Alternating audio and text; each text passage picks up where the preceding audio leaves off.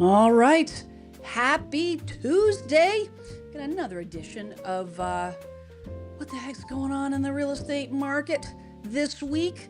This week's show, we are talking about economic unrest, uncertainty, and all the things. There's a lot of that. Kind of touched on that last week, but we're going to dig a little bit deeper into that. Some new statistics have come out. Some new information has come out for what is happening, how that's affecting home buyers, which really is information that home buyers, home sellers alike need to know about, because there's more and more reports I'm getting from folks that having tough time selling their house across the country. But we're gonna dig into that. I've got a couple breaking news articles that I want to share with you, and whatnot. But we're gonna have a chat. I'm gonna get a friend. I'm gonna bring him on, and we're gonna have a good conversation. So without further ado, I'm gonna bring on my friend who is in the chat. Gosh, almost every week. We have my friend, Mr. Davon Clark, aka Clark the Realtor. How you doing? Hello. I'm Oh doing my good. How are goodness. you? Thanks for having me.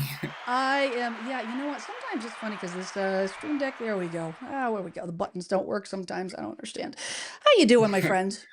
I'm doing good. You're down in Atlanta for those watching that Mhm. haven't seen you here before. I wasn't sure if I should put Devon Clark or Clark the Realtor, because It doesn't matter. that. Everybody calls me by my last name, Clark, so it's either Clark, Clarky, or something like that. So that's why I put Clark the Realtor. So Truth be told, last I think I don't know when our paths first crossed, for months and months and months, I legitimately thought your first name was Clark for the longest time, and then I'm like, oh wait, because you're right. Because it's like everybody refers you to as Clark, but we're talking, uh, Devon Clark, the Realtor, about home buyer, uncertainty, economic uncertainty, and I know down your way, in Atlanta, Georgia area, in the outskirts, suburbs around that area, you're seeing that, right? Like you've been Yep. seeing that building. Yep. Versus where I'm at up in the Northeast, it's a little different, a little bit more insulated, but you're seeing a different story down there for Yeah, sure. we're definitely seeing a different story, even with the sentiment of the sellers and the buyers on both ends, right? We have buyers that are hesitant to want to purchase right now because of the uncertainty of the economic situation going on. But also we have sellers that are like, well, if I sell and I have these lower interest rates and I go buy something else, if I can't pay completely cash for it, I don't want this bigger mortgage. Right. Right. I know people are just well, there's a lot of stuff going on, right? There's a ton of stuff going on with um gosh, when it comes to, the political scene and, Mhm, mortgage rates and all the things. It's we're kind of in a time of chaos. mhm. But we got a couple friends in the house. We got Angie Mad Cats in the house. We got MHO8 in the house saying hello to you, Uh, Clark. what's So going on, MHOA? but we're gonna get right into things, and I've been kind of doing this last couple weeks, Clark, with some breaking news. Uh-oh. Some breaking news. So, couple articles that I came across the last couple days that I wanted to share before we get into the main event, because I think this stuff is worthwhile having a discussion on, and pertinent to home buyers, home sellers alike. So, this first story comes out of Colorado, and this stuff is just like it's amazing to me, Clark, that this is like, see, there you go. I'm calling you Clark. That's First okay. name is. It's just it is what it is. I'm glad you're chill Okay. about it. But these real estate scams are just are popping up everywhere, and you know what? This is the reason why I want to have a quick conversation about it, just to heighten awareness of this stuff. So no matter where you are in the country, but this Colorado real estate agent tricked in scam attempt, couple shares warning. Mm. So this is out of Falcon, Colorado. Colorado couple thought they found the perfect plot of land to build a small cabin on, and they nearly handed $75,000 straight to a scammer. Wow. That couple wants to warn others, hopes that the person or people behind the scam don't get away with tricking others. She said, "We've been married almost 33 years now. This summer, we've talked about it our entire marriage, and that's just having a little piece of land to call our own." Amy Lathan and her husband Bob. We found this one piece of property, called the agent, set up our relationship with that agent, we went up and took a look at this land, and we fell in love. It's a 5-acre plot in the Guffey area within Park County. Um, she said, "I went to the property with the agent, and she said as soon as she got to the property, she fell in love with it, so on and so forth. And then their excitement grew as they went through the typical process." She said they had a real estate agent that they trusted, a woman representing the seller, not the same person, so she did not go Mm. directly to the seller's agent. She got her own agent who was Okay. dealing on her behalf with the seller's agent. And then says a woman representing the seller was associated with one of the biggest real estate companies in the country. News 5 is choosing not to identify the company or the real estate agent for the alleged seller. Um, it says the Lathans even did their homework. We even looked the owner up. We did some poking around on social media, and it didn't even occur to us that this couldn't be legitimate. It's kind of scary the way this goes on, Yeah. Clark. It says, but it wasn't. The Lathans' dream piece of land was nearly a nightmare, and they ended up almost handing 75,000 straight to the scammer. Turns out the real estate agent representing the seller had been tricked.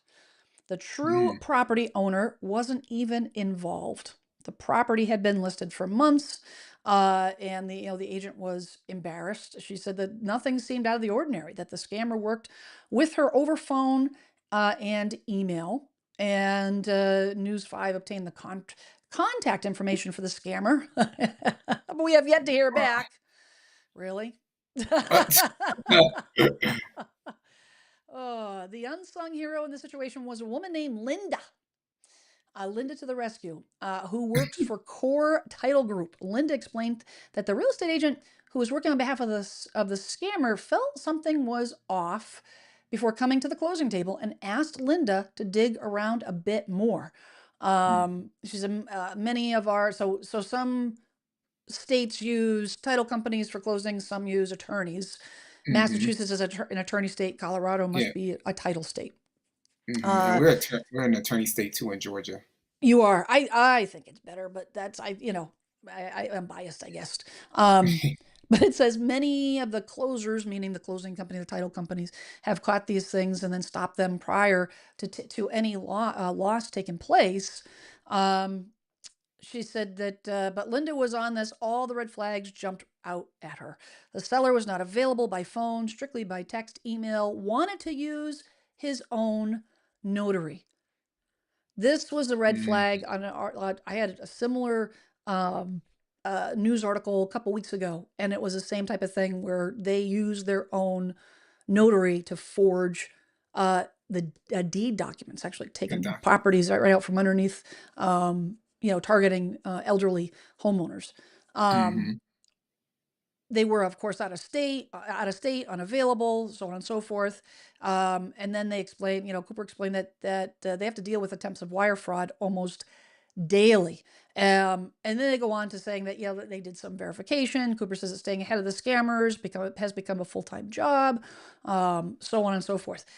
The ultimate end of the story, I won't go through this entire article here, but the long and short of it is that this Linda at the title company got an inkling.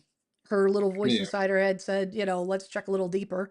And to be honest, if she didn't, these people probably would have lost that money because I don't know about you, but it's not uncommon Mm-mm. for, especially on a piece of land where you're not Mm-hmm. physically interacting with a homeowner, walking through a home on a piece of land where there's if the landowner owns it and lives out of state to begin with, and they Mm-hmm. call you, Is it, entirely common not to have face to face? No, I've had that No. situation before. Now granted, Mhm. most of my business, 98% of it is referral, so somebody's vouching for the person that I'm working with, most of the time. But is it possible that you do all your due diligence and check names and all the things, and that, doing ID, identification, all that, is it possible?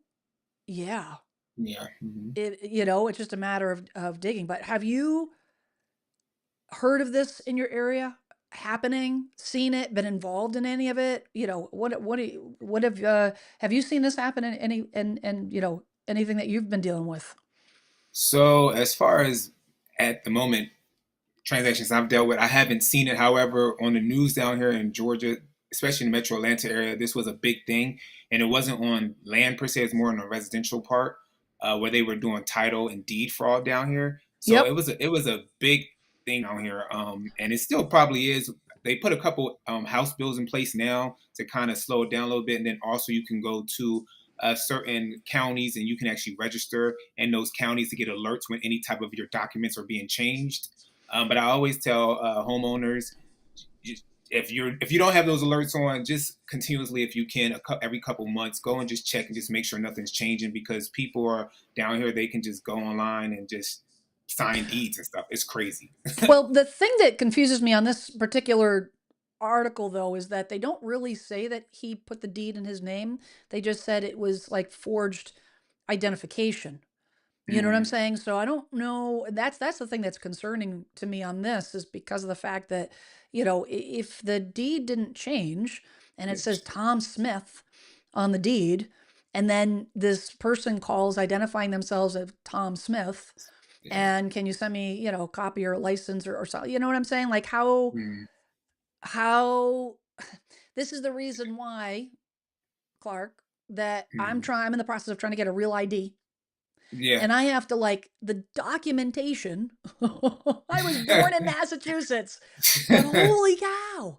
Like, I have to have my social security card, my married social security card, and then I have to have a marriage certificate joining the two with the name change. You know Oh what I wow. mean? Even though I'm divorced, doesn't matter. You have to have the record plus utility bills and insurance showing my name. Like, it's my birth certificate. I had to get a new Yeah, birth your birth certificate certificate. Yeah, because it didn't have the registered number. It was the original one that yeah. they didn't do that back then. So I had to have that to show proof. Hmm. I wonder if it's going to get more like that It's so for it's so to just make it even harder for these scammers. It's so You know, funny because I feel like the things that we need more systems and checks in place is the things where they allow a lot of stuff to slip through the cracks. And then the smaller things where we don't need these systems and checks in place, they're like, oh, well, we can't give you access to that. So it's like, how do we create, a barrier along those places that we need it the most, right? It's always kind of interesting. I agree. I concur. I concur. Um, let's see here. Uh, let's see. MHF says Falcons about 30 miles, 30 miles east of Colorado Springs. Mm. Um, and it's been to many times. Lost. I named my lost cat Guffy. That's because they have a cat as a. That's fire. Oh, I'd like to hear the story behind that one. Um, we got James Clark in the house. Oh, that's my dad. There you go. Hey, Dad. Yeah, Angie. So yeah, wooden title insurance. You would think if the title, they don't specify that the title is the thing that actually was changed. And that's the thing. The article doesn't go into details on exactly how they tracked it down. This Wonder Woman Linda had an intuition, and that's great. But like, how I want to know details, and it didn't Yeah. quite satisfy my curiosity on that. But that's okay. Um, we got Impressed You Florals. Good to see you. I think it's your first time, maybe the Yeah. first time on the chat. So, um, and isn't that regulated? Yeah, that's it. You know what? And this is the thing. It's fraud. If you have I think the biggest thing here was the fact that they wanted to use their own. My theory is that the fact that he wanted to use his own notary is probably what caused Hmm. Linda to say, "Wait a minute, wait a Yep. minute." but I have another article came up, actually just like it was actually a notification from the National Association of Realtors. Okay, Realtor Magazine actually came up on the heels of that today, actually, talking about wire fraud. So this is the other thing that Oh happens yeah. that, and Mhm. I've got a couple closings now, and you know what? The buyers have large sums of money for down payment. The sellers are getting large sums of money from the proceeds, and I have conversations constantly with folks about wire fraud. And so this article is wire fraud is targeting first time home buyers. Are you doing enough to protect them? So it's an article for realtors, from Realtor Magazine, but it talks about this new report that sounds the alarm on who is increasingly at risk. It says a young first time home buyer was filled with excitement to finally own her home. She had her offer accepted and secured her loan in the fast paced COVID era 2020 housing market when home prices were climbing fast. But on the eve of the closing, the $30,000 down payment she wired vanished. I have heard stories in my town of this happening. Yep. The closing attorney that I use is super super strict about wires. Thankfully, never has not happened to any of my clients. It says a scammer had intercepted the transaction, impersonated a trusted party, and diverted the buyer's entire life savings. It took Hmm. 2 years to recover the money, even though it came years later. She was still considered lucky. Too often, the funds are never recovered, leaving home buyers without their money or their home. So, I actually wanted to, just chat real quick about this, Clark, because you say, well, how did that happen? Well, it's the savviness of these hackers, and when you're selling a house, you're dealing with your attorney, or you're buying a house, you're dealing with an attorney. Never, ever, ever, ever put confidential information, account numbers, social security numbers in an email. Hmm. What will happen is these hackers, they literally are watching. They can get into your inbox, the attorney's inbox, and they watch the back and forth. And then Yep. they create an email that looks like it's from the attorney's office with the signature and the person you've been dealing with, except the attachment that has the wiring instructions is different.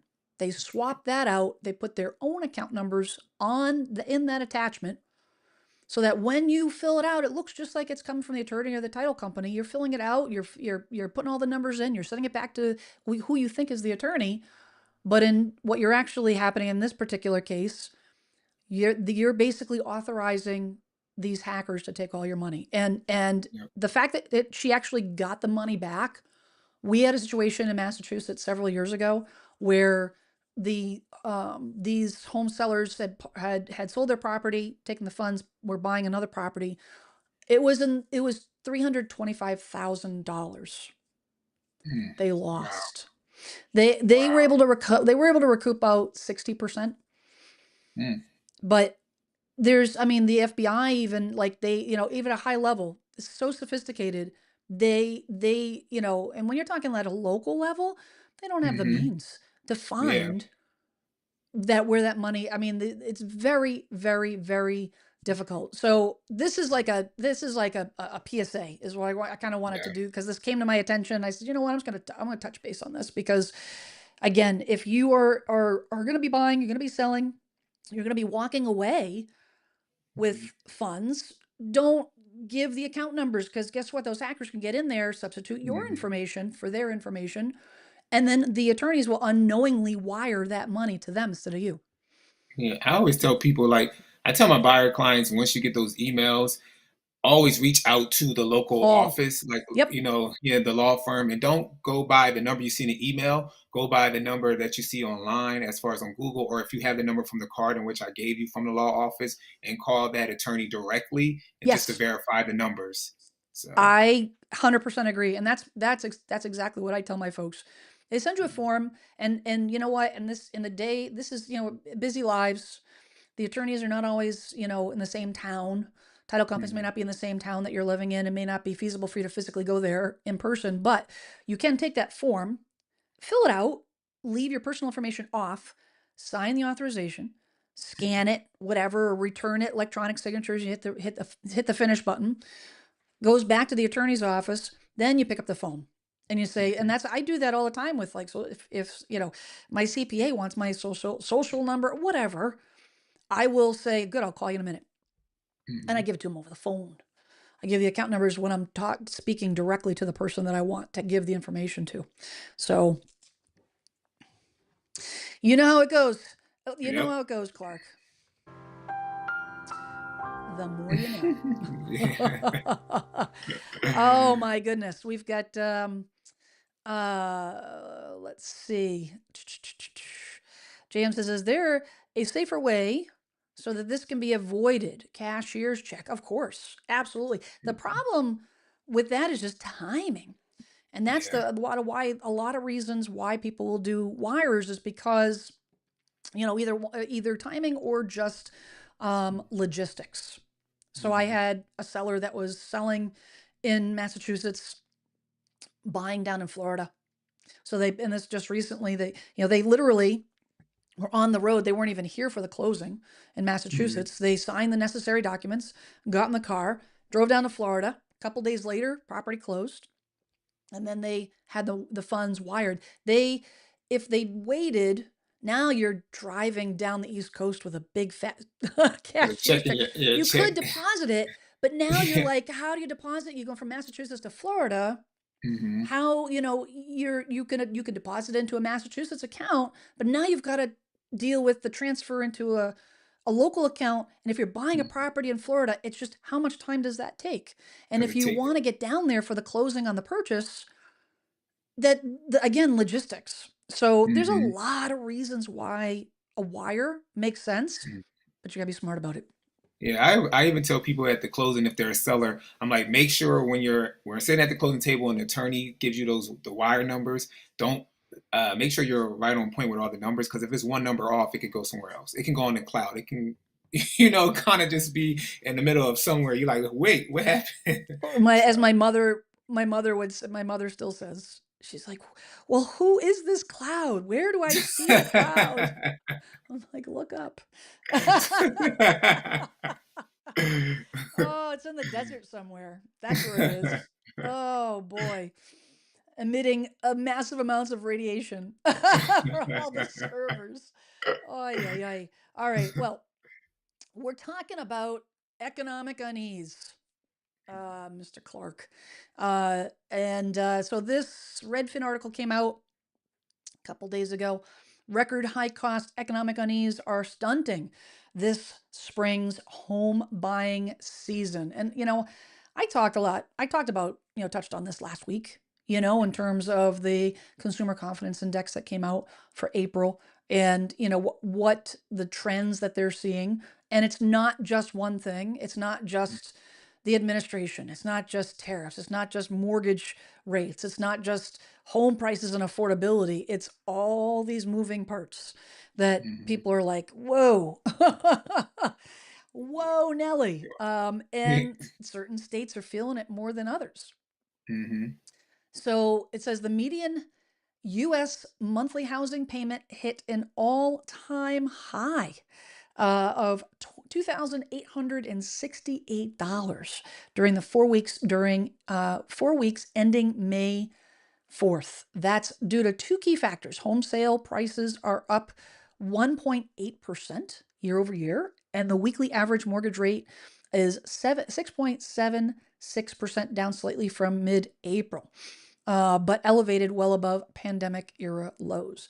Those record high housing costs, along with widespread economic uncertainty, are stunting this spring's home buying season. Mortgage purchase applications increased this week, which I thought was very interesting. Mhm. Um, but they're down 6% month over month. Additionally, pending sales are down 3.9% year over year, the biggest decline in 3 months. Goes on to mention Easter and how that kind of puts a little bit of a pause, just a tiny bit of pause. It's almost not even worth mentioning, to be honest. Um, it says still some house hunters are hitting the pavement. And this is another piece of interesting info. It says home tours are rising faster this year than last year, according to Showing Time data.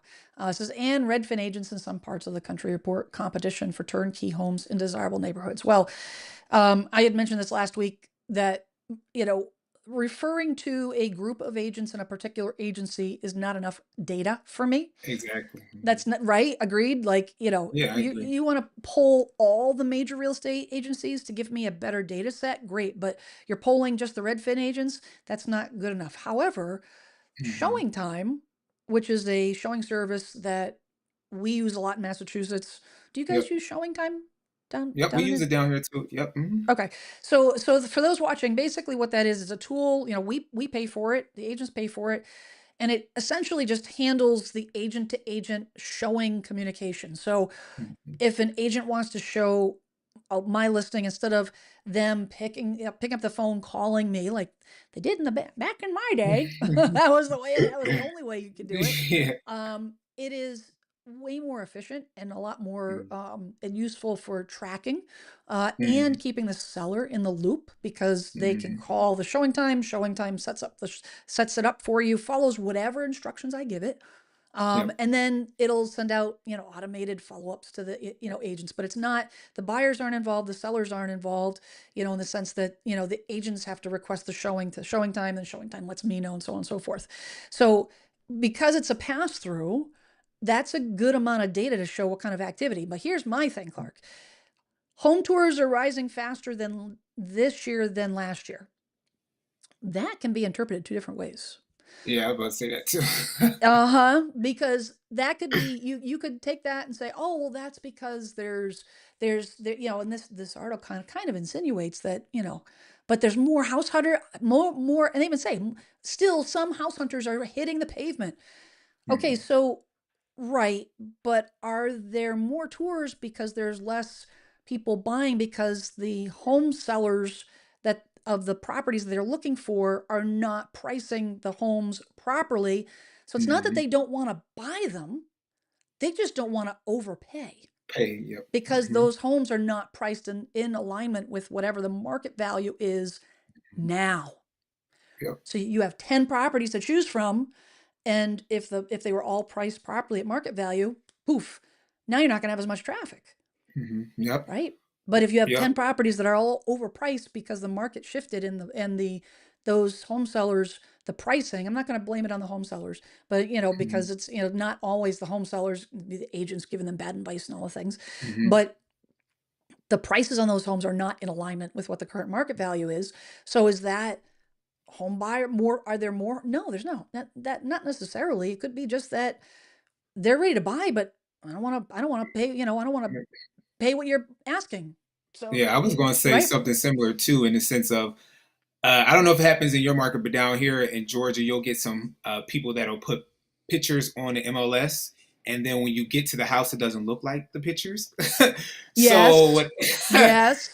So because of that, you get people like, okay, this doesn't look this way. Can we go schedule a tour to go see this house or see this house? And it kind of repeats itself. Or you'll go into some of these flip houses or renovated houses by recent, local investors or corporate investors that are flipping. They're not up to par. So then we're scheduling more tours to look around the area. So I don't know how they're interpreting it, if that's based off of just one person or several people as far as these home tours. But after a while, if, like you said too, it becomes a thing where it's like, this house is not what I thought it was. I'm moving on to the next house. So Yep.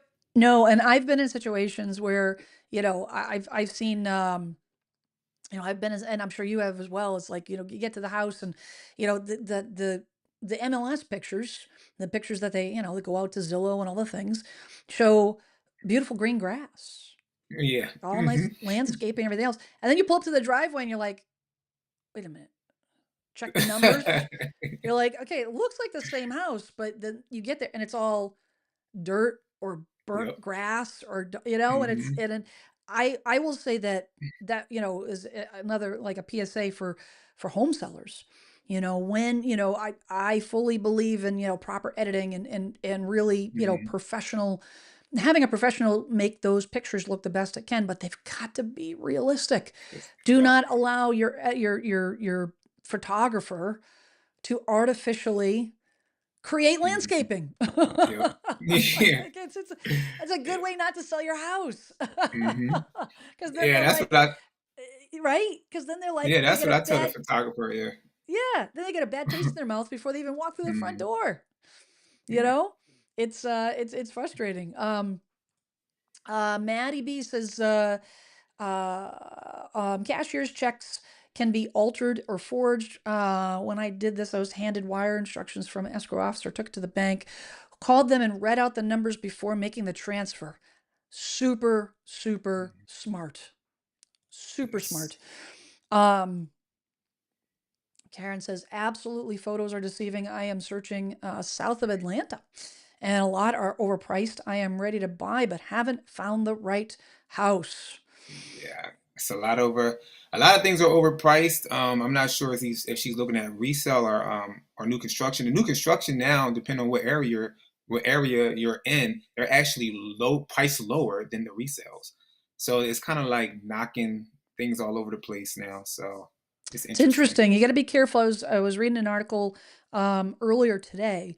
Um, you just got to be careful when dealing with those new construction, Hmm. builders, to make sure that you have an agent involved that is going to help you weed through their paperwork, because they'll Yes, entice you with these, buy incentives. downs, but they're temporary.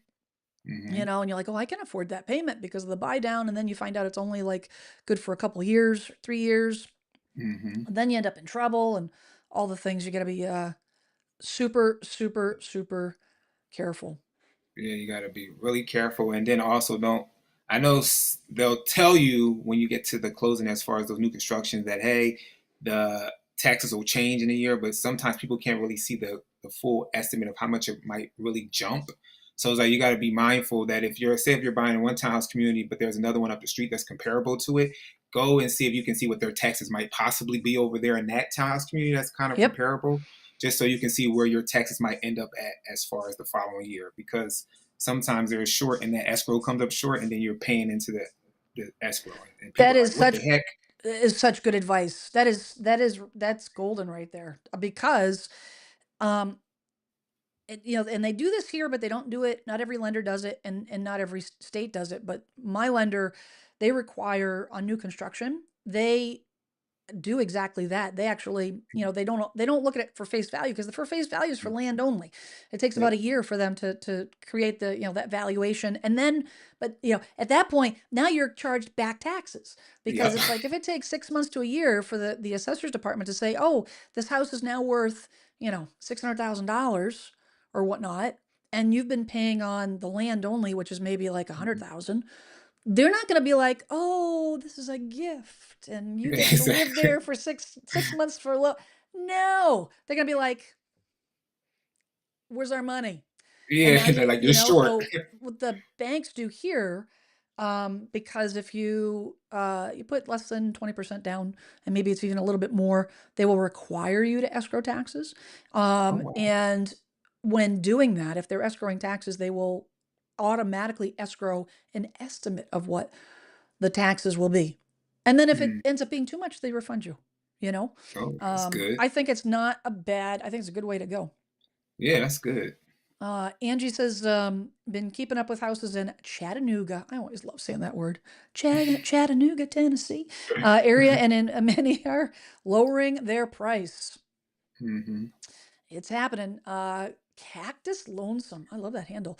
Um, Thanks for being here. Says, I am looking to sell Denver, Aurora. I feel like I lose 10,000 a day right now. Yeah, it's hard. And we talked a bit about this on my live stream last week. In terms of like that feeling of loss, Clark. As far Hmm. as like, you think you're losing, but Hmm. in actuality, it's not money that's real. It's Yeah. equity. Equity is something that is. It's like having stocks that go up and down. Hmm. Unless you pull that money out and it becomes actual tangible money, Yep. it's not real money, because the value is fluctuating, and that is why it is super, Hmm. super, super important. Super important. I stress this with all my sellers. You need to have a game plan and know all the details of where you're Hmm. going, how much money you're gonna need, and all the things. Yep. Not because you're gonna charge more, because you don't have a choice over what your property is worth. Hmm. That is what it is. The market determines what the Yep. value is, right? But if you can't get enough to satisfy what it is on your goals, then you might say, well, that changes the game plan. I'm not going to sell. Mhm. I'm going to sit Yep. tight. I'll sit tight until I can figure out Mm. plan B first, right? Mhm. And then do the thing. But it's a sticky situation where you're like, oh, I'm going to make the plan based on the number I think it is.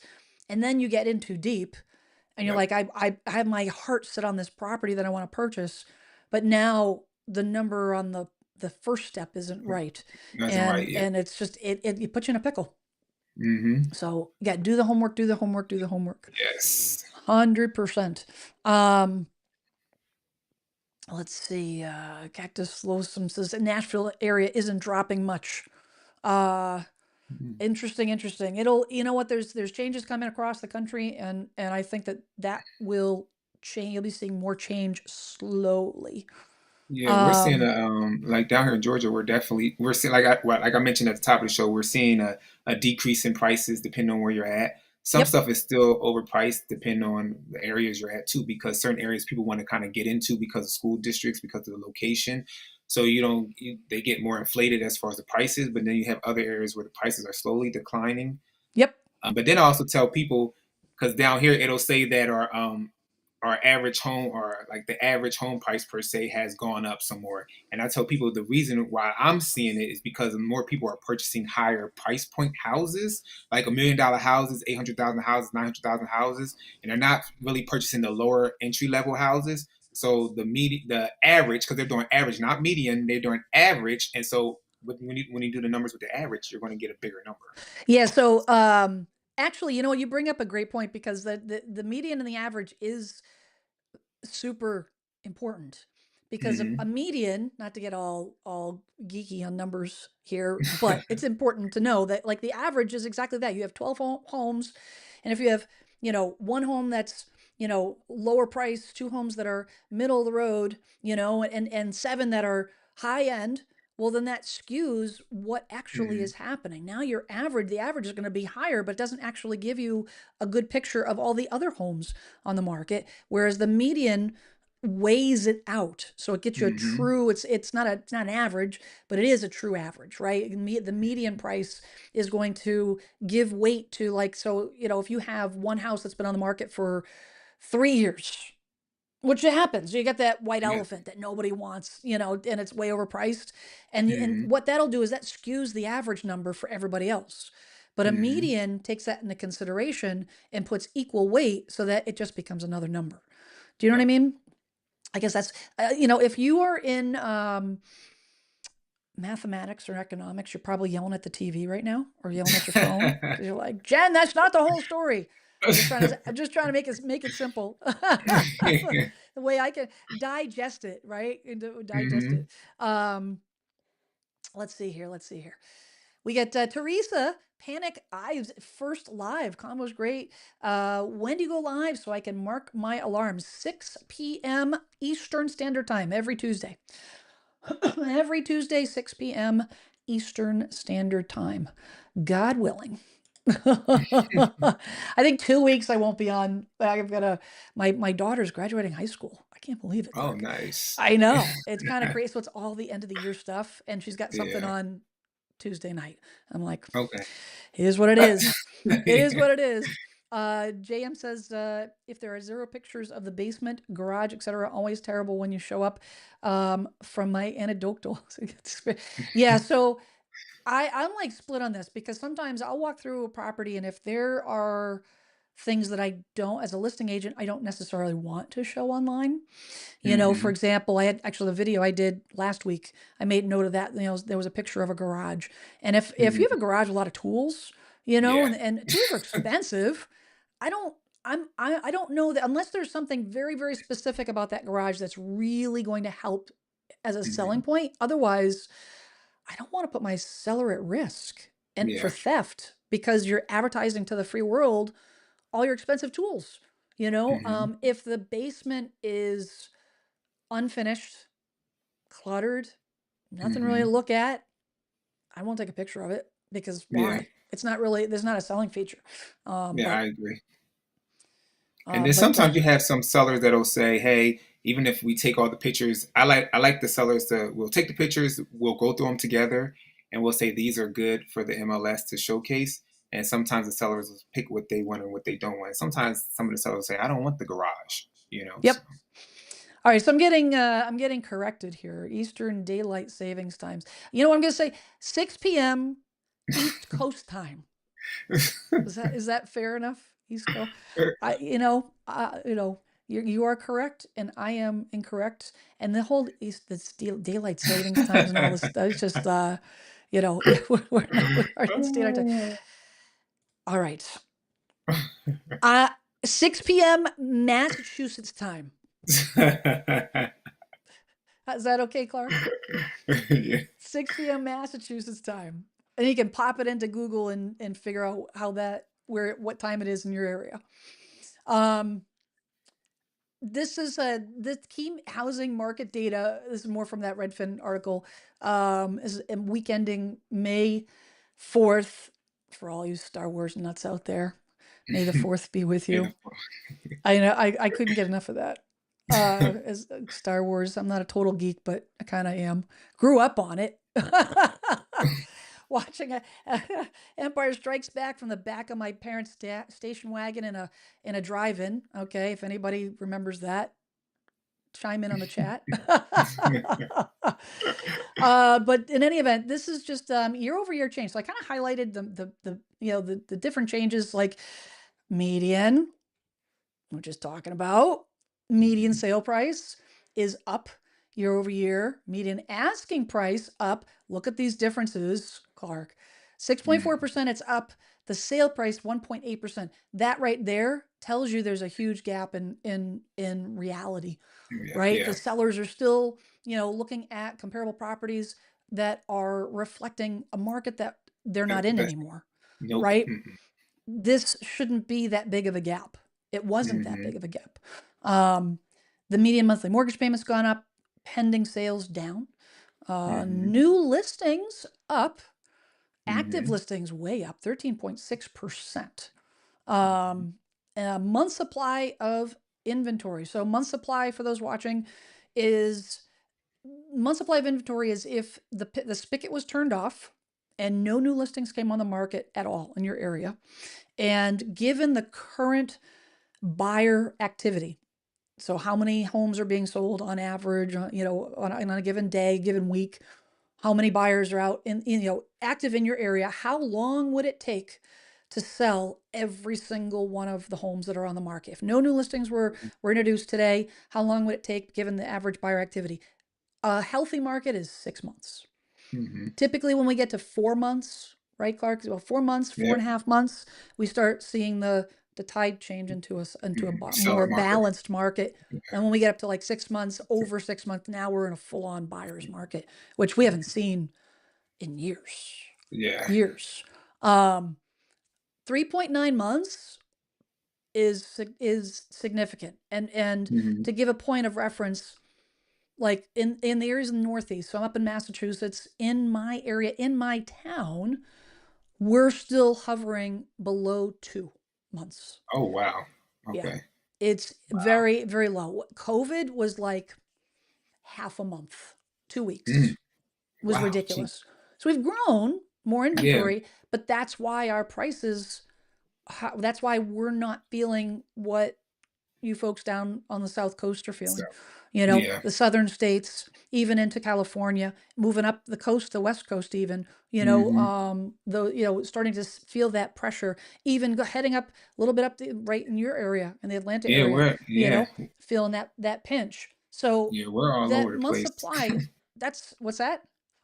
I said we're all over the place down here. We have some markets because again, everything's so local too, and we have the counties down here. So like Fulton, Gwinnett, DeKalb, Cobb, all these different areas. But then you get even localized in like little cities or per se in those counties, and you'll have like one city. A house that I have currently with a seller right now in Brazelton, his market is more leaning towards a buyer's market now. And then you have some other parts where it's like going to the balance, more a balanced, corrected market. So but we're not low, like you guys are up there. There, we're more at the 3.9, 4, 5, 6, 7. That's where we're at down here. Gotcha. Well, and you bring up a Yeah. great point because the fact is that when you are looking at your market, it's one thing to look at this as a generalized overview of the country. You cannot take this for face value Mhm. by no means, right? Because it does vary. I mean, in our area, I'm in Plymouth, so Plymouth is going to even, differ from heading up the coast, heading into Mhm. Boston, but then it changes as you head out towards the Worcester area, out, central Massachusetts and western Massachusetts. Different. It's Mhm. different, to your point. So it's important to differentiate that and know. But if you want to know if your area, if it's just like a talk of the town, you want to know like what's actually happening in your area, is it truly a buyer's market? You got to find out what the month supply of inventory. And for those watching too, like the local MLSs, the data from the local counties, that data, a lot of that is available for free to the consumer. Mhm. So, I mean, when I was doing some research on Florida, I was able to go right into their, right on the MLS website, and they had downloadable information for month to month information Mhm. about this exact data, free. I'm not a member of the MLS down in Florida. You know what I'm saying? So, Yeah. so I always talk about advocating for yourself and doing your own due diligence. Don't rely on what the agent's going to give you. You have a good agent, they're going to give you that information. But you know what? I Mhm. think in this day and age, you've got to until you get to a point where you really trust the agent, you know that they're going to give you good information.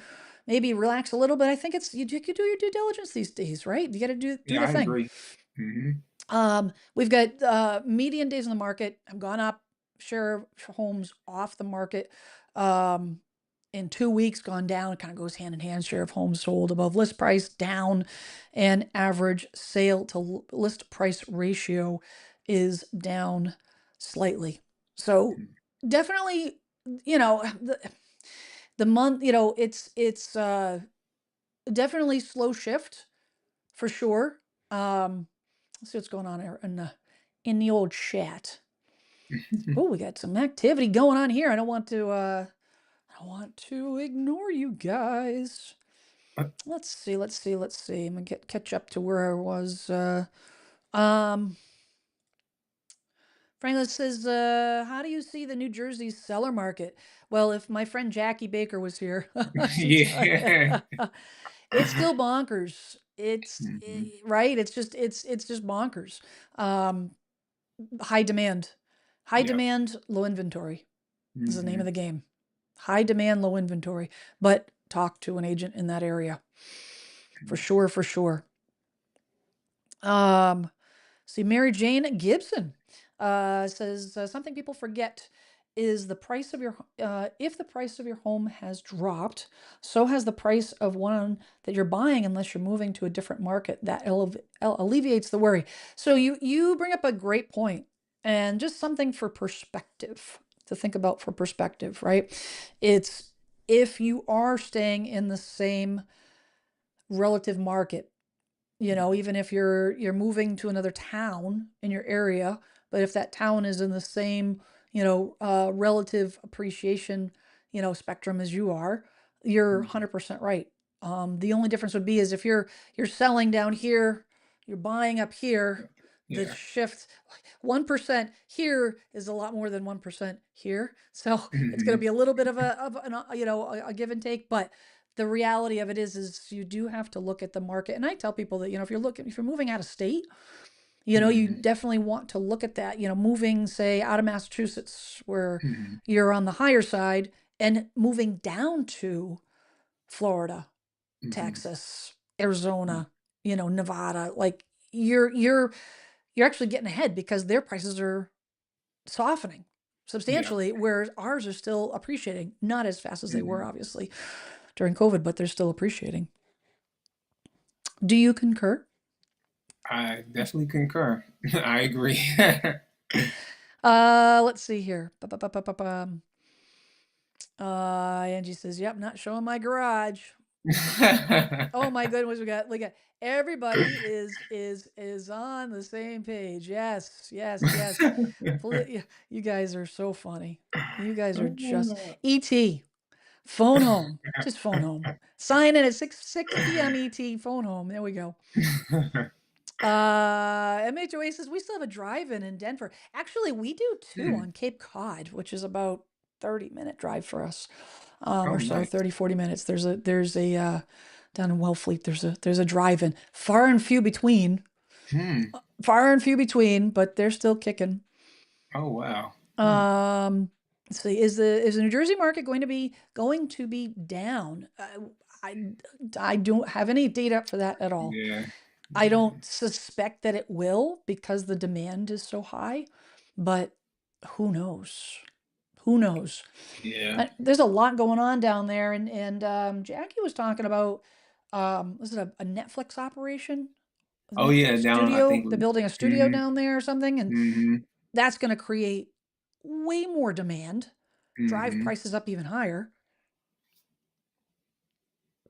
So, Yeah. sorry, as I get No, that's okay. my tea with honey because I lose my voice so easy these days.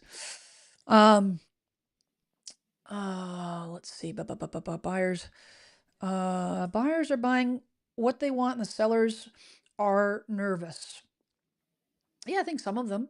I think a lot of them are. I think they're nervous because of increased carrying costs Mm-hmm. and being able to find something that they can afford, and be able to Mm-hmm. navigate that. I think that's one reason. For sure, sellers are nervous because there's an increased problem, um, Mm-hmm. Devon, with affordability Yeah. on not just with the first time home buyers, but on the Mm-hmm. other end of the spectrum, right? With Yeah. with these retirees, folks that are on Social Mm-hmm. Security fixed income, Yep. that can't weather the storm when the taxes go up, when Mm-hmm. the insurance goes up, when the Exactly. HOA fees go up, their carrying costs are getting astronomical, but they can't afford to go anywhere else. Mm-hmm.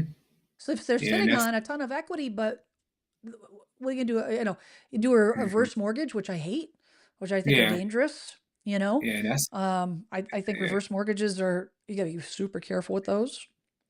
yeah, and that's definitely what's happening. I'm talking to like when you talk to some sellers, they'll tell you that I want to move, but I might only have $20,000 left to pay off, and I have a lower interest rate, and I'm retiring soon, and I don't want to, have to pay double the amount if I can't. Again, like I said at the top of the show, if I can't take all the money and put it in cash, Yep. and so people are kind of staying in place now because they're like, it doesn't make sense for me to move and basically uproot my whole life and create this uncertainty and instability that could possibly happen because of the increase of property taxes and insurance costs and all those things.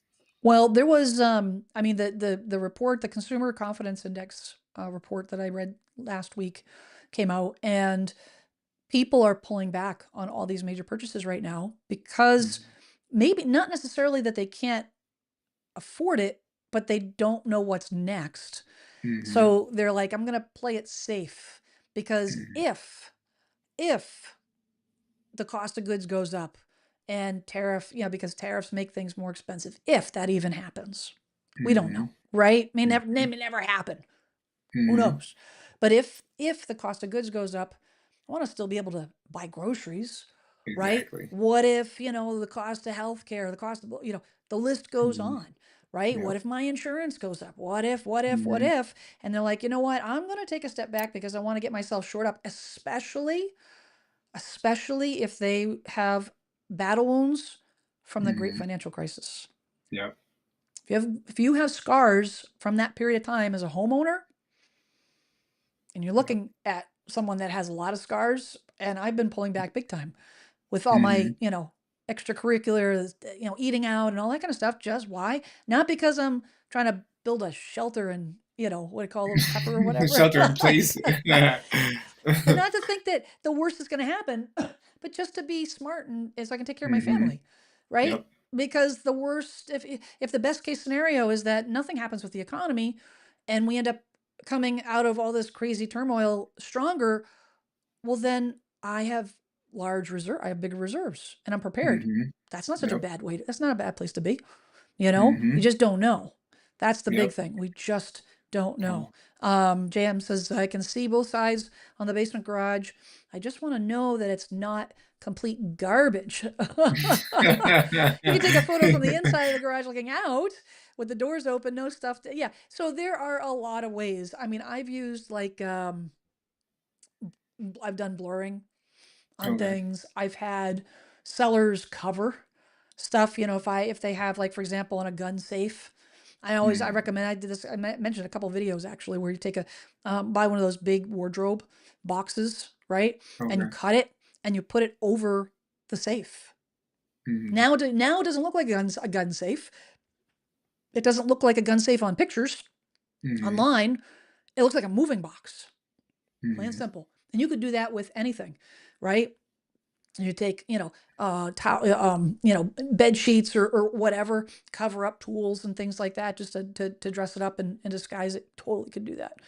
Totally, there's a lot of different creative things you could do. Okay, Landy T. Barbara says, how do you handle selling your home in a market where the housing styles and types are so different?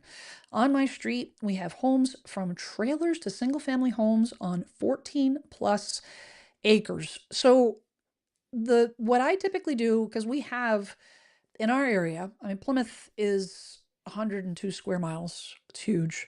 And Wow. our areas, I mean, we have multi-million dollar homes that are on the waterfront. Mhm. We have Okay. little tiny cottages. We have neighborhoods with mobile homes, modular homes, trailer Mhm. parks, everything in between. And we Mhm. do have areas that have not 14 acres, but, you know, larger It's recessed or, properties that have been in families for years and all that kind of stuff. So the thing that, you want to do and what an appraiser would do is they always you want to look at like kind properties as much as Mhm. possible. But if you don't have in that kind of situation, if you don't, what you got to do is you got to move out a little further. And Mhm. even going over town lines is okay as long as you're not crossing into a town that is substantially different than your own. And you Mhm. want to make sure that you're not going from like super, retreat lot to a neighborhood lot or something Yeah. of that nature. It's got to be like as similar type property, because what you basically want to do is you want to think like a buyer. Mhm. You want to think like a buyer and say, okay, if they're looking at my house, what other homes are they looking at? Mhm. What are the amenities that my house has that somebody else would be wanting, that would want to buy? Why are Mhm. they going to buy my place on 14 acres? What is so appealing about my house? Put all your personal feelings aside, like what is it that is the thing? And then look for properties that are not identical to yours but offer that same type of attractiveness to Yeah. that buyer. And Mhm. you try to get, try to approach it, that way. What are your Mhm. thoughts there, Uh, Mark? I had something similar. I always tell people it's always interesting too when you have a very unique type of property, because sometimes you might not be able to identify anything that's similar to it anywhere. And so sometimes you just have to. What I typically tell people, because I do know an appraiser, I'll say that. Well, let's talk to the Mm-hmm. the appraiser per se, even though that's not going to be the same appraiser that the buyer's lender will use. So I tell people Yes. be mindful of that too. But it's just to kind of get more of some insight as far as like what do you think this could possibly kind of be. How can we identify what the around where it could possibly fall price point wise, because it's always interesting when you have those unique properties where you can't find a similarity to it. So 100%. And yeah, actually, to your point, when you're in, and just to be clear, like as a home seller, when you hire an appraiser, you're paying that appraiser. That's your appraiser. It's not an appraiser that's going to work for the bank. They're mm-hmm, not connected to the bank. They're not connected to the buyer. They're mm-hmm, working for you. And you're right. That value may be different than the value that the mm-hmm, bank appraiser does. However, yeah, the goal when you have a unique property, the way I think about it anyways, is you want to get in the right church, if even if you're at the wrong pew. mm-hmm, Do yeah, you follow me? yeah, Like if yeah, you're mm-hmm, down the street, you're in trouble. You're a hundred yeah, thousand dollars over asking, or over mm-hmm, market value or something like that. You want to get the right. at least in the right ballpark, right? You're in the right Hmm. church, and but in the wrong pew in the sense that you have a good, solid. Okay, this is the range that we're pretty confident that it's going to sell Yep. in. Where exactly it sells, well, now you've got to leave it up to the market, and the market will determine which pew you're at. And hopefully, Yeah. you try to get as close as possible because you want to get people in. And Hmm. sometimes, on a situation where you have a super unique property, it is an adjustment, and that's Yep. where if you take a best guess without overpricing, put it on the market, and if you're in a market, this is why it's important to know what your market is doing right now. If the average Hmm. or the median time in the market, time to offer is 2 weeks, say for example, right? And says Yep. the average house gets an offer 2 weeks on the market. If you're 2 weeks in and you're not getting any interest, conversation time. You have a Yep. conversation. It could be that you're looking at a needle in a haystack because it's a super unique property. It could be Hmm. that maybe the agent's gotten calls. Maybe they've got a lot of activity online, but no showings because the price might be a little bit too high. Yep. So adjust. What you don't want to Mhm. do is put the price on, let it wait 3 months and do nothing. Yeah, I think that's exactly. that's where you get in a danger zone. Do you concur? Yep, I definitely concur. It's always interesting too when you have a property with a lot of land too. That's another thing because people will price it differently if it has more acres than another piece of uh, structure on land. Yes. I okay. So I'm glad you brought that up because that's another piece that actually I didn't mention that plays into it. So when you're looking at the highest and best use of a property, when you're looking at a property period, and with land, you look at the highest and best use. Well, what is highest and best use? Well, highest and best use would be if I have 14 acres, what else can I do with that 14 acres? Not what you want to do, but what can be done. Mm-hmm. So that Yep. 14 acres, if you do the research, you do the due diligence, and you find out it's subdividable, the Yep. frontage, the town, the zoning supports subdividing it, and it has the proper frontage, and it has, it adheres to all the bylaws of the town that it could be. Well, that in itself now makes that land that much more valuable compared to 14 acres that can't be subdivided. It's got wetlands, it's got conservation, there's no access. Right. Now, the only value of that 14 acres is quiet enjoyment. That is Yep. starkly different. Now, that's not to say that someone's going to buy it and subdivide it, but the Mm-hmm. value of it absolutely increases the value of that land. And to your point, that's usually where I'll start. If I have a unique piece of property, the large piece of land, I separate the two and Mm-hmm. I look at the land first, then I look at the property value. So I'm glad you Yeah. brought that up. Nicely done, my friend. Nicely done. Teresa says, can you describe how cyclical the real estate market is in terms of buyer versus seller markets and new builds? Oof. Yeah, you know what? I'm gonna let you comment for a second because I just want to pull up some data on this because I've actually touched on this last week a little bit. But you got some thoughts on that there, Clark? So I guess in regards, she says in terms of the buyer versus seller markets and new builds. Well, so I guess I'll talk a little bit about maybe when we were kind of going through the COVID era with the new Mm-hmm. build situation. So what I kind of was seeing is that on the builder side, they weren't offering any incentives, any like they weren't offering these interest rate buy downs or everything because of course the interest rate at the time was really low. So when it came to that part, I guess you can say that was more of a seller's market for the builder when it came to new builds because they were like, oh well, you know what, we don't have to offer anything, we're not even going to offer any compensation to the agents really because everybody's coming to us and we don't have to do so. And then when it came to now this market that we're in now down here in Georgia, where we're more and kind of heading towards a buyer's market or a more balanced market, the builders are like, wait, come over here. We got a buy down. We're going to do a 30-year Yep. fixed buy down, a 2-1 buy down, a 3-1 buy down, or hey, we're about to give you 30,000 in incentives, or hey, we're about to pay for this. And so I guess I don't know if that's what she's kind of talking about when she's talking about like new builds, but that's what I guess I can compare it when it comes to the buyer part of it and then the seller part of it when it comes to like the new builds and the new construction. Um, That is, it's completely different, and people would be surprised. I go to my office every day. I think I'm like one of the only agents that come in my office. But I was gonna say that's not that's not super common, I'll be honest. Like, I the way things are nowadays, I never go to my office, honestly. I'm like, but because I'm there all the time, literally these new construction or new sales agents that work for the builder, they're coming to our office every day handing out like, hey, flyers. They're like, hey, you have people that are looking to buy new construction, new construction. So it's different compared to when we were in the that COVID market where they weren't coming and they didn't care nothing about the the outside agents. They wasn't worried about No. So I us. just pulled up, this is Federal Reserve of St. Louis, Fred. This is where I grab a lot of reliable data. So this actually has month supply of inventory, new one family homes that have sold, and then housing inventory estimate. So this kind of breaks it down in terms of the cycles. And I mean, in month supply, remember when you get to the 6 month period is where it flips, Hmm. right? And so you can kind of see, and this is going back to 1963. So let's change that, shall we? Let's go. How far we want to go back? Let's go 2000, right? Hmm. Let's see a little bit more clearly.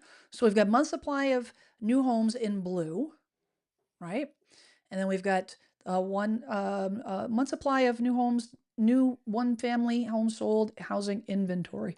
So I mean, there's an ebb and flow. It's what's interesting is that there's always an ebb and flow with in relation to recessions, Hmm. right? But what's interesting is that you'll see that the in the new construction, there's a lot of there's a lot more, if I'm reading this graph correctly. You tell me if I'm not reading this correctly here. Because I pulled this up super fast.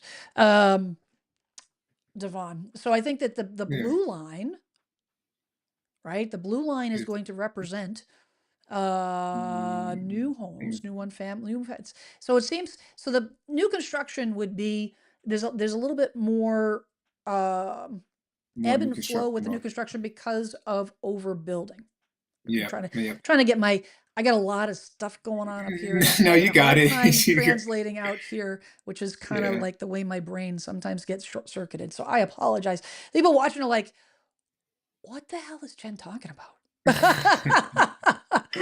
But what I'm talking about is this is the great financial crisis, this Hmm. area here, right? The great financial crisis, one of the reasons why the market crashed is because we had intense overbuilding of new construction. Hmm. We had too much we had too much inventory that contributed to new inventory on top of the it was a financial crisis in that it was started with the mortgage market is what made the whole thing just Hmm. collapse. But the builders were burned so badly Hmm. during that great financial crisis because they built too many houses. They built spec Yeah. houses. So they were churning Hmm. out homes in anticipation of people buying them. And then Hmm. somebody pulled the plug and they got Yeah, stuck. They got yeah. A lot of them massively went. stuck. A lot of them So down here went belly up too. Like they went out of business. everywhere, Yeah. everywhere. Same here. I mean, there's a ton of builders up here that just with gone, never saw the light of day, right? So you can see where that adjustment and then that plummeted, right? And literally it hasn't rebounded. This is one of the reasons why we have such a deficit of inventory is because the builders haven't come back, and they started Mm. to slowly. And then during after COVID, that is when the gold, I guess the gold rush, I guess people were really, really taking advantage. The builders started to see the writing, see the writing on the wall Mm. that the demand was there, Hmm. but it's calming down. Yep. It's calming down. The cycle of I mean, I hope this helps answer the question a little bit, but I mean, in terms of the cycle of buyer market versus seller's market, we have not had a strong buyer's market Hmm. since honestly since probably 2014, Yeah. right? Yep. It was after the financial crash. Yes. Yep. The prices plummeted. Hmm. Buyers had the upper hand. And Yep. then it's slowly been building since. And the reason why it's been building is there hasn't been enough inventory to satisfy the Yeah. demand. And people are holding off putting the houses so that there was too much inventory, but once Mhm. that depreciated, once that depleted, it Mhm. flipped back to a seller's market. We've been in a seller's market. People Yeah. think that it's COVID that kick started it. No, we So, were in a mhm. strong seller's market way before COVID. Yep. COVID just made it worse. Yep. And I tell people too, because I run into some people down here that are like, I'm waiting for that great financial crash again, per se, Yep. and to kind of buy a house at a lower price. But I said nowadays, what I'm noticing, and I don't know about your market, but if there are foreclosures happening down here in my market, that in Georgia, one, you have to actually, when it comes to mortgage foreclosures, they sell it on the courthouse steps, and you have to pay full cash for them when you go to buy them. It's not half amount, not, it's full cash. And so the thing, what I'm noticing is that recently it's people that might have bought in 2020, 2019, 2018, 2021, 2022. If they're foreclosing, that loan is bigger than what it was in 2007 or 8 or 9. So because the houses are more expensive now. So somebody, if they haven't paid in the last 2 years, their mortgage, if they paid bought a house for 350, the mortgage might be like 330. So down here you have to pay full cash. So it starts to open a bid at 330. So I tell people when it comes to, but I'm waiting for that. I'm like, I don't know if that'll be the best route to take, but but people have a mindset of thinking that they're about to buy a house for $20,000 in the Metro Atlanta area, and I'm like, I don't think so. Not unless maybe it's a tax sale, and but other than that, not a foreclosure.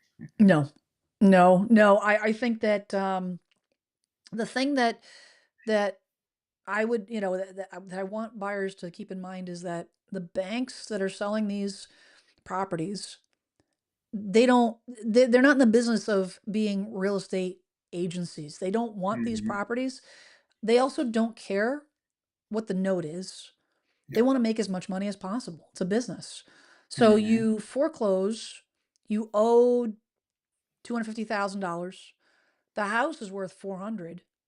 They're Hmm. gonna send, because I did this for a couple of years. They'd send me out. I'd put a long report in. I'd say, listen, this is what it needs. It's been vacant for 6 months, nine Hmm. months, needs a lot of work. Here's the work that it needs. Here's my price. And then they would take the price and jack it up. Hmm. And they would put it on. It's one of the reasons why I got out. This is ridiculous because they put a price that's higher. And people say, "Oh, I'm going to get a better deal because it's a foreclosure." No, you're paying top market value. You top of the market. Not, Yeah. I mean, if it needs all new plumbing, all new electrical, has mold damage, it's going to reflect that, but you're not getting a bargain for that. If it Hmm. has $50,000 worth of damage, you're getting it for $50,000 less. That's it. Yep. So, and how is that a bargain? It's not a bargain because the problem is when you buy that foreclosure, you don't, like you just said, you don't have the opportunity. You can do an inspection, but it means nothing. They're not giving you an Hmm. inspection contingency. They don't give you mortgage contingency. Okay, you're Hmm. buying it the way it is, and more often than not, you get that property, take possession of that property if it's in an area where pipes might, are prone to freezing, which is what Hmm. happens up here all the time. The people get the properties and then they, the it was supposedly winterized by a contractor. I don't know how many times I've gone into homes that were winterized, Yeah. and I turn the sink on and The there's water water's still flowing. on. Oh Lord. Okay. Shady. Oh, it's so shady. Yeah. It's I can't tell you. I could write a book on how shady some of these banks are with how they handle foreclosed properties. You have Yeah. to assume the worst. You have to assume the worst. You have to assume that it needs all new plumbing. You have to assume that it's going to need, heating system if you're in an area that has a heating system, air conditioning system, all the things. It is scary. Yeah. Could you potentially get a property that doesn't? There's always a Yeah. You. possibility.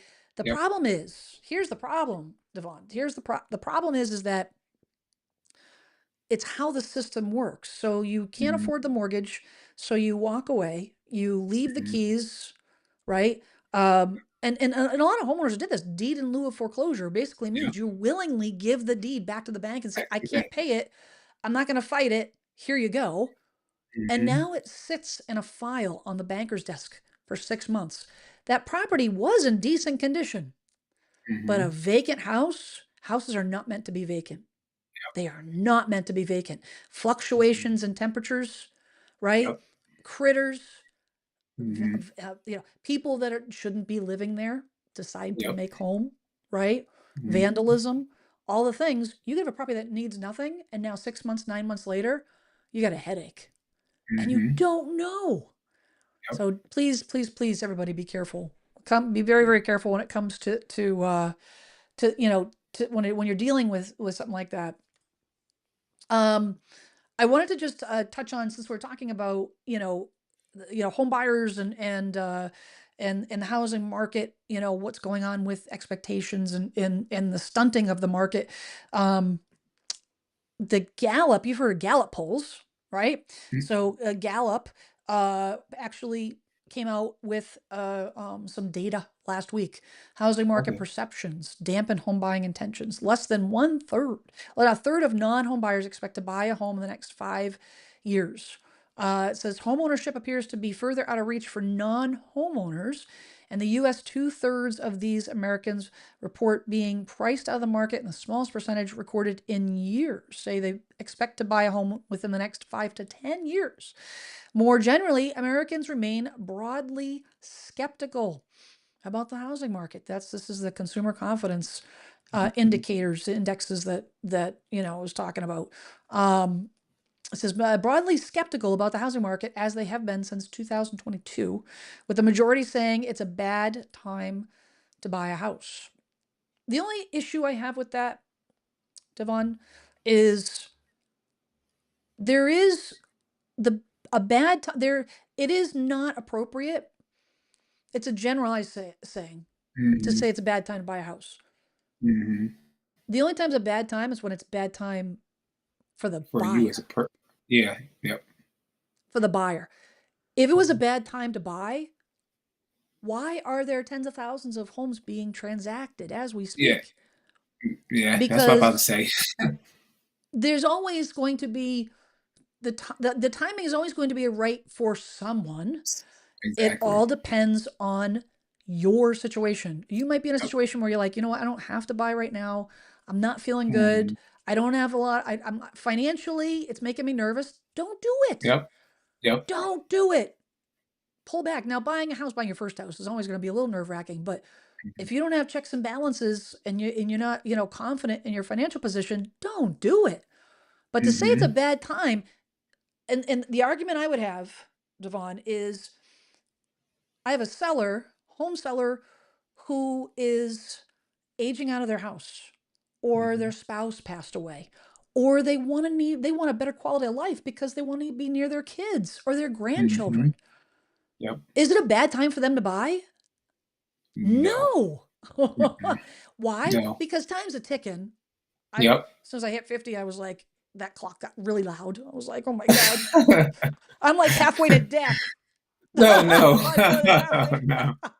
These are the things that your anxiety brain thinks about. My brain, anyways. It's like every minute counts. And and you're gonna tell a retiree that Hmm. the timing of the market is more important than the time they have potentially spend Yeah. with their family. Yep. Oh hell no. Exactly. It still has to make sense financially, but Exactly. Yep. I just take issue. So I don't mean to I'm gonna get off my soapbox on that one, but I just No, feel very no. strongly about that. It's super personal. It's It super is. personal. Mhm. But of course, they're dealing in generalities, right? So this survey was conducted April 1st to the 14th. And it says it doesn't appear that homeownership rates are likely to increase substantially in the near future. I agree with that. Among those who do not own a home, 30% think they will buy within the next 5 years, 23% in the next 10 years, 45% not for the foreseeable future. That makes me so sad, Mhm. right? I mean, I think of my Yeah. my my college grad kid, Yeah. who, I mean, she's 23. I bought my first place when I was 25, 24, Mhm. something like that. Um, she's nowhere Mhm. even close to getting her foot in the door on a mortgage. And Yeah. that makes me sad, because the amount of equity that a Yeah. young adult can build over And time, getting building a your house. foot in the Yeah. door, right? Yeah, that's the only thing is like with things being more unaffordable now, right? As far as price points. And I had this conversation the other day with a colleague. I was like, it's also looking at it in a different way too. So when I was growing up, and like my mom had a row house in New Jersey when I was living in New Jersey, and then my dad's mom had a house in Pennsylvania when I was in Pennsylvania, and their houses square footage wise was smaller. My mom's row house down here in Georgia, we call them townhouses, but up north we call them row houses. We call them And townhouses. Townhouses, yeah. okay, okay. And so it was a three bedroom, like three bedrooms upstairs, one general bathroom. It wasn't like an attached ensuite onto like the primary like everybody's getting now. Yep. And in my mom's house, my dad's my grandma's house, it was a four bedroom, two bath.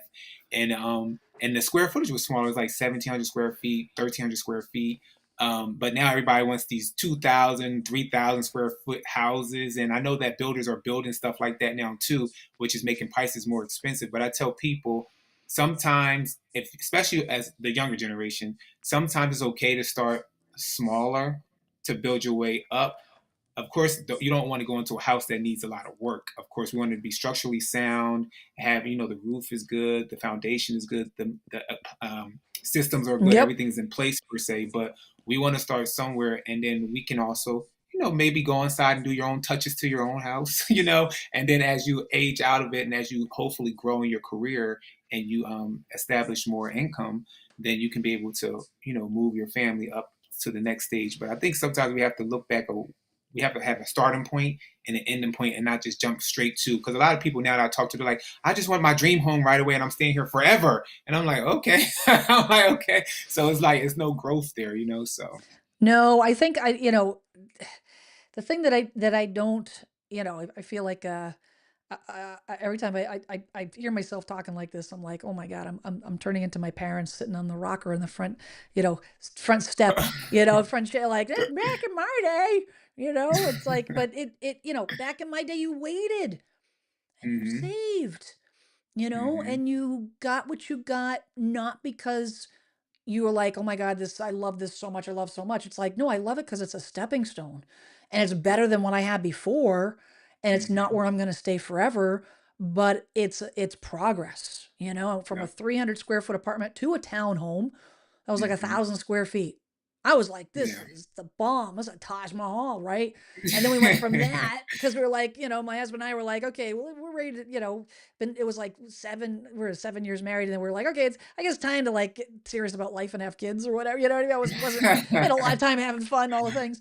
And so then we are like, we need a house. I want a yard, Mhm, So mhm, what do? We bought the best location in the school system, and we bought a house that needed a ton of work. Nothing mhm. structural. It was a solid house, just outdated. It was all Yeah. cosmetic stuff. You know what I mean? Some of it, well, Mhm. the septic system failed a year in, but that's Oh, okay. That's no. another story. Yeah, we weren't expecting that, but that's home ownership. Figured it out. But Mhm, we got into it, and it was like, okay, this house was ugly. It was mhm, ugly, but chipped away. And that somewhere along the lines in this society, we've lost that. That, mhm. I find myself catching myself like, on Amazon at 2 a.m. because I can't sleep. And I'm like, ready to hit the buy button. And I'm like, what am I doing? I'm gonna Yeah. wait till tomorrow morning at least. You know what I mean? But that's like the what we've got, we're programmed for this now. Like I want it now. Mhm. Why can't I have it Yep, now? I yep. deserve it. I'm working hard. And it's like, Mhm. well, so didn't your parents and your grandparents. Yep. They all worked hard, but Mhm. they knew how to wait because they had to wait. But now Exactly. society says, no, you don't have to wait. We'll just put you on Mhm. a payment plan. Mhm. Which is like, no. No. Mm-mm. No. No. So it is interesting. And I wonder if by design, the Mhm. situation that we're in with this housing market might help reset that a little bit. Because what's going to Yeah. happen is these first time home buyers are not going to go away. They're not going Mhm. to disappear. Those millennials, those Gen Zs, those young buyers that are now, the average age is getting older and older. It's in their 30s and the whole nine yards. They're not living in the parents' basement forever. I know jokingly Mm-mm. that's whatever. That's not happening. My kid is not No. living in my house forever. I love her, but she's got to go. She's got to go. I love her, but no. And she doesn't want to be here. She wants to be out, wants to go off and do Mhm. life. Um, Yep. Eventually that's going to happen. The Mm-hmm. housing market is not going to significantly change. Mm-hmm. It's not. You could say it's Yeah. going to crash. What happened after the last crash? It rebounded and then some. Rebounded. Yep. Before COVID, take COVID out of the mix, prices were already rebounding. They were well Mm-hmm. on their way. COVID Yep. put a shot in the arm and escalated it. No, Yep. no, there was no pun intended there. I didn't mean to say that, but that's, whatever. But the fact is that prices already were going up. Even if we Mm-hmm. have a correction, the prices are going to go back up again. Like that's the cycle of the real estate market. But I Yep. wonder if, having home prices, having it so frustratingly out of reach like this, Yeah. maybe it's going to force people to start thinking differently about money. I don't know. What do you think? Yeah. Yeah, that's what I hopefully, it does, but I know people that's the argument changes where they're like, well, if it never goes back down, how will I ever get to the point of affording it? But like you said, it's the whole thing of I don't know, like you said, saving. We don't need everything that we think we need. We don't need the I expensive agree. cars. We don't need the lavish. I know the women love their bags and their shoes, but sometimes you don't need certain bags, certain shoes. Watch it there, Um, Devon. I am about as frugal as they come. I about as I do. I have a bunch of sneakers that's about like, yeah. yeah, yeah, but don't tempt me when it comes to like camera equipment. You know what? You could have that easily take me to call me to task for camera equipment and everything else. I do not need all the stuff that I have. I do not. But you're right. You're 100% right. I think there's just too much stuff. And maybe that's this whole correction is going to help, reset that a little bit to say, you know what, I can't afford it Mhm. anymore. Well, maybe that's not a bad thing. Yep. You know what I mean? To say, hey, you know what, pull back. Go When back. I was doing foreclosures, I remember, sometimes it involved evicting people.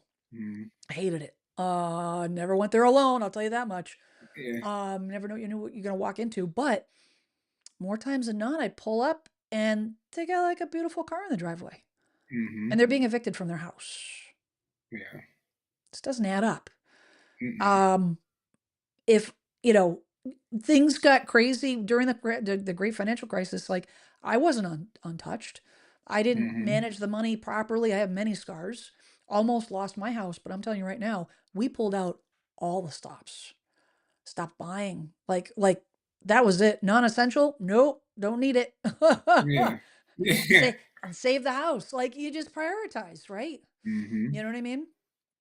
Um, Leslie says, hi from Texas. Hello. Or howdy, actually, I should say. Howdy. It also seems that younger buyers are not willing to do a bit of DIY like paint. They want new and sparkly HDTV. You know what? I feel like, okay, maybe if I'm sound like an old lady or whatever not, but I feel like, Devon, like these kids, a lot of them, they just don't know how Yeah. because it was done for them, Yeah. right? Like Yeah. my generation, my parents' generation, it was like, uh, you Yeah. mean I can't go play with my friends this weekend? I got to go do this thing. I got to help Yeah. mom or dad, whatever. And nowadays, parents are like, don't worry about it. Just go do the thing. Well, I'll take care of Yeah. it. I'll just take care of it. Now the Mhm. kids don't know. You know what I mean? Mhm. They don't know how to mow a lawn. They don't know how to Yeah. do any of this stuff because, it's kind of like a self-fulfilling prophecy in a way, almost. Yeah. But I think that I wonder if it scares them because they don't know how to do it. And so they're Yeah. like, I just don't. And maybe they saw their parents get into a tough situation financially when the market crashed. Because we can't Yeah. ignore those battle wounds either. Yep. They weren't in it, but they saw it. Yep. Yeah. Yeah. I saw. And Yeah, they're I like, I saw it don't with want a my house that needs parents. a ton of work because that costs money, Mhm. right? Yeah. So Yeah. I tell people it's always interesting because with me, like I guess they call us the late millennials. So I'm like, people don't realize that I'm about like I'm 40. So it's we didn't so really it's spring like chicken, but yeah. yeah, yeah, So because of that, it's always like it's really that fine line to like my generation where we kind of saw things cross over a little bit more from like technology and all this stuff to Yep. well, like having a pager or those things back in those days, or dial-up internet and all this stuff, and using the VCRs and having the Ataris and the Nintendos, and so Commodore even 64. Can I get an amen? Anybody on this chat knows what I'm talking about with the Commodore 64? Jump in the chat right now, because you're my people. That was our first so it was, house, our first family computer, Commodore 64. so Oh it's like goodness. it's like my late part of my where I'm at and millennial stage. We still had to kind of put hard work in, and we were doing free internships and doing all this stuff. All those things that once it kind of crossed over, it's more like people. It's like a really like you said, I need it now. It's like almost like Yep. fast food. It's like going through the restaurant and just like give it to me now. So. Well, the thing is back when I was their age, I could go to McDonald's and get a 50-cent cheeseburger or whatever. I don't even remember what it cost, but it was cheap. And Mhm. now you go to McDonald's, it's like the cost of a sit down restaurant. Like, what it's like $25 or something. It's stupid crazy. And that's the kids are doing this though. They don't, you know what I mean? I say Mhm. kids generalizing. I'm just, kids and adults are just doing this, right? Yeah. And Mhm. and all the things. It's like, to take a pause and really look at all all the money. Like, I'm a big fan of whether you do a budget or a spreadsheet or a checklist or on your phone. It doesn't matter, but you need to Mhm. know where your money's going. Yep. Every penny. Mhm. Audit all your subscriptions and streaming things and all. Why? Because the devil's in the details. That Mhm. money could be the difference between you having your own place and not being under the thumb of a landlord. And Yeah. why is that important? Because that's the best way, the best vehicle for your money long Mhm. term. History Yep. has proven it. The best way Mhm. to build wealth is through real estate. Yes, you can do it in the stock Mhm. market if you're savvy. I'm not savvy with the stock market. I'm not. I'm not. House is set and forget. Make my Yeah. mortgage payments, and then eventually, when I go to cash in, it's going to be worth it. It's a heck of a lot more than what I paid for it, right? Mhm. And as long as I don't pull money out of it, which I Yep. will not do, you know, um, then I know that that's going to be growing. And it does ebb and Mhm. flow, Yep. but yeah, It's a long term it's a crock gain. pot, not a Yeah. microwave. We're in a microwave society right now. We need to get back to Yep. crock pots. um, Teresa says, do you think with people not being able to get into the housing market as young as before, that high square footage homes will go quick from multi-generational living? So we have seen the multi-generational living arrangement grow over the last 10 years. Mhm. So that's actually something that we haven't heard a lot about that in recent Mhm. years, but it is definitely happening because Yeah. these boomers are not aging out of their homes. They're not, their parents at their age would go straight into a Mhm. nursing home. Mhm. But now, fast forward, they're like, I want to go to a nursing home. I I'm want to go not going play to talk. pickleball. Exactly. Yeah. I want to go to Disney with my grandkids. I want to do the things Yeah. but I don't want to be alone because maybe Mhm. the spouse passed and now they're like, but I don't want to, So the Yep. parents are like, oh, great, come built-in babysitter, kids love their grandparent, whatever. And they're coming in, and the reverse is true too. A lot of people are getting these homes and they're like, renting, or having younger generation. I told my daughter, I says, when you're looking for an apartment, word of mouth, see if someone knows a retiree who has an apartment over the garage that they're willing to Mhm. rent. Yeah. Right? Time to think Yeah. outside That's the smart. box. Yeah. So Mhm. I do think that there is uh, a shift there. JM says that, say, as a millennial, I agree to a certain extent. That's why flippers have been so successful. Can't relate personally, though. I want the sweat equity and to be able to make it my own. I will tell you that that's the thing that I can't understate the emotional benefit of that. Is it hard and tiring and frustrating and sometimes very Mhm. stressful to be like wanting to have this thing fixed but not being able to have the funds or not being able to get to it, whatever. But when you Mhm. do, it's so rewarding. So Yeah. rewarding. I'm a big fan of I do as much as I can around my own house, Save a lot of money too. Save a ton of money. My water shut off valve on my laundry started to drip. I'm like, oh hell no. Watch some YouTube videos. I went on Amazon, bought the exact same model on Amazon. Instead of going to the plumbing supply house, I paid like a fraction of the cost. The exact same brand name on off Okay. valve, and got behind there with I got tools galore. Got back there and it cost me $40. It probably would have cost me a plumber like $500 here. Would have been Wow. $500 to a plumber. $40. 40 Done. bucks. No more leaking. Thank you very much. And it's plumbing, so I didn't over tighten in case anybody was wondering. Okay. That is the kiss of death on plumbing. Don't over tighten. Let's see here. Angie says, why not buy something smaller for now and start building equity and then buy something bigger in a few years instead of throwing money away on rent? Yeah, I mean, that's the thing is I think that some of these first time homebuyers need to get familiar with the idea of buying a condo.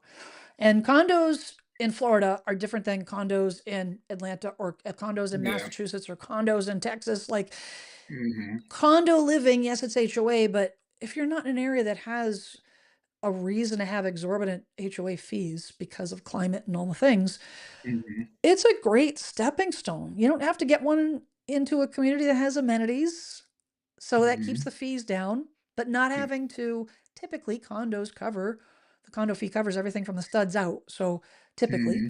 so you don't have to worry about the roof, you don't have to worry about the siding, you don't have to worry about landscaping. I think it's a great stepping stone.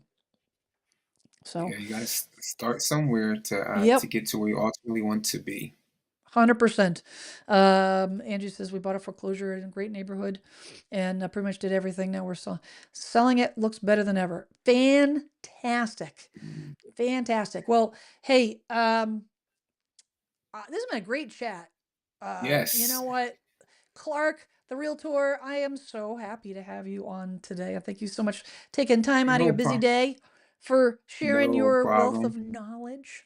And you know what? If you guys have any interest in checking out, what is in the Atlanta and all the burbs around Atlanta, you cover a pretty big area around there. Um, Look up Clark, the realtor. His first name's Davon, Mhm. but everybody just calls him Clark. Yes, you can call me Clark. His It's okay. secret identity has been revealed. And if you're not looking in the Atlanta area, there is a link in the description. I can connect you with one of my 20% agents. There's a video you can watch that tells you about what a 20% agent is. Um, the Reader's Digest version. The short notes are that 20% of the agents, maybe even less, 10 to 15% of the agents in the industry, I think, are worth every penny. The rest of them, eh. Run, Forest, run. That's what I would say. Run, Forest, run, because they are, unfortunately, um, they're not worth half what they're getting paid, a Mhm. fraction, and they're not skilled, and they're not committed to helping and prioritizing you. So, Yep. you got anything else you want to add to that before we sign off here, Mr. Clark? Uh, no, I actually don't have anything else to add. I appreciate you having me on tonight. It's always great having a good conversation with you, and thank your chat for having me here as well. I appreciate it. Awesome. Awesome, awesome, awesome. Well, I'm sorry about that. I got the music blasted through for some reason. That's weird. Ghost in the machine. Well, anyhow, well, thanks so much, Clark. I appreciate it. I appreciate all you guys chatting and all those folks that are active in the chat. This is what makes this this live show, so great. And it gives me an opportunity to interact with you guys because making these videos, I like making the videos, but a little disconnected. This gives me a chance to actually talk to you guys, and I love questions because I want to help. I'm here to help you guys. I want to be able to help make you guys advocates. I want you guys to advocate for yourself so that you can be Mhm. prepared and well educated heading out into the world. That's all I'm trying to do. Just a little tiny, little small goal. But hey, everybody have a great week. Next Tuesday, Massachusetts time, 6 p.m. Tune in for the show next week. Everybody, be safe, be well, seek to understand. If you don't agree with someone, instead of jumping to conclusions, try to understand where they come from. Always try to understand. And if you disagree, you disagree. But sometimes being on two different pages is not so bad. But it helps to research and try to ask questions. I think people jump too quick these days. Be curious. Have a great week, everyone. I'll talk to you then. Thank you so much, Clark. Bye, everybody. Bye-bye.